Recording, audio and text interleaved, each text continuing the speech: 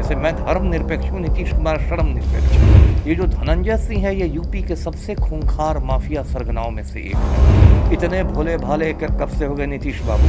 17 सालों से बिहार की सत्ता पर नीतीश कुमार बरकरार हैं। नीतीश कुमार के तरफ से हमेशा ये वक्तव्य दिया जाता है कि बिहार में कानून का राज है, सुशासन का राज है। लेकिन कानून के राज पर अब सवाल उठने लगा, क्योंकि जिस प्रकार से जदयू पार्टी की ओर से धनंजय सिंह, ये वही नाम है जो बाहुबली है और जिसका यूपी में तूती बोलती है, एक अपराधी को जदयू पार्टी की ओर से राष्ट्रीय महासचिव बनाया गया।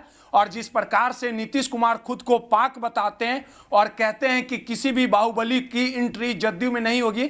लेकिन सबसे बड़ा सवाल उठता है कि आखिर एक अपराधी की किस प्रकार से राष्ट्रीय महासचिव बना देना, ये तमाम चीजें जो हैं वो सुशासन के राज पर सवाल उठने लगे।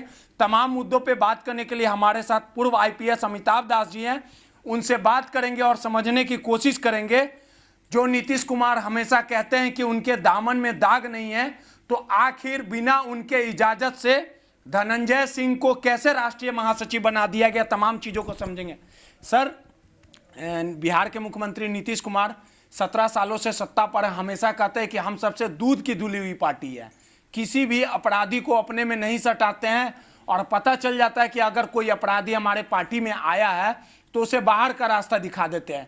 धनंजय सिंह एक बाहुबली है, कई आपराधिक मामले दर्ज हैं। जौनपुर जो यूपी में पड़ता है वहां पे उसकी तूती बोलती है, कई गंभीर धाराएं दर्ज हैं, चुनाव भी लड़ चुका है, पूर्व एमपी भी है, और उसको राष्ट्रीय महासचिव बना देना, क्या कहेंगे? अब इसमें कहना क्या है? देखिए, जो कहावत है ना कि हाथी के दांत खाने के और दिखाने के, और वही हाल हमारे सुशासन बाबू का है।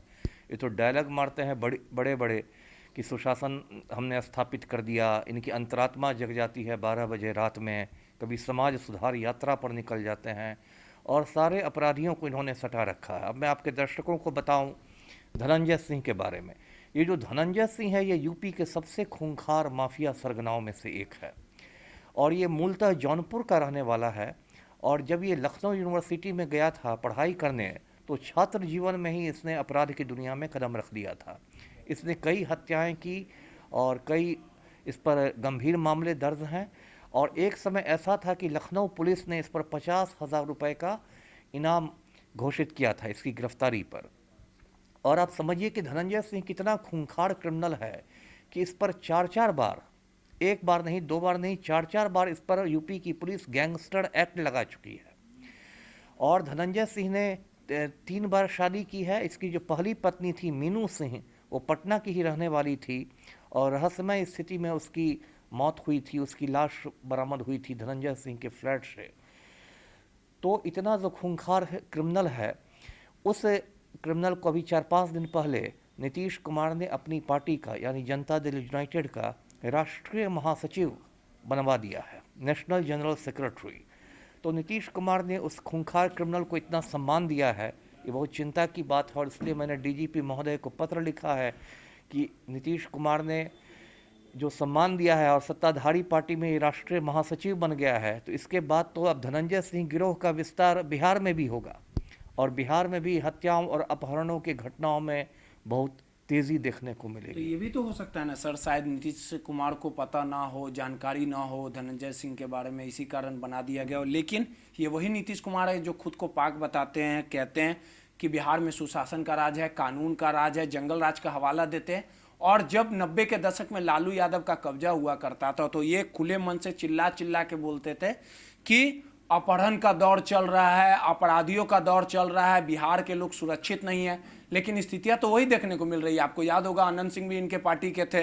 अब धनंजय सिंह तो इसको लेके जो बताते हैं कि हम पाक के दूध के धुले हुए, तो इनको बाहर का रास्ता दिखाना चाहिए ना। बिल्कुल दिखाना चाहिए। कि ये बात तो मैं नहीं मानूंगा कि नीतीश कुमार को पता ही नहीं था। इतने भोले भाले कब से हो गए नीतीश बाबू? यहाँ तो स्थिति ये है कि घर में कोई घरेलू नौकर रखता है तो उसकी आदमी छानबीन कर लेता है, उसकी पड़ताल कर लेता है कि ये भाई कोई चोर उचक्का तो नहीं है, घरेलू नौकर रखने के पहले। और आप अपनी पार्टी का राष्ट्रीय महासचिव बनवा रहे हैं और आपने बिना किसी छानबीन के बना दिया। ये भी तो वही रास्ते पे, वही मैं कह रहा हूँ ना। तो ये तो मैं नहीं मानूंगा। ये तो साफ है कि देखिए नीतीश कुमार एक शर्मनिरपेक्ष नेता है। है ना। जैसे मैं धर्म निरपेक्ष हूँ, नीतीश कुमार शर्म निरपेक्ष है, शर्म हया छोड़ के राजनीति करते हैं। तो ये अपराधियों की मदद से ये सरकार चलाना चाहते हैं। और आपको याद होगा कि मेवालाल चौधरी जैसे दागी आदमी को नीतीश कुमार ने अपने कैबिनेट में शिक्षा मंत्री बना दिया था, जो इतना भ्रष्ट कुलपति था कृषि विश्वविद्यालय का।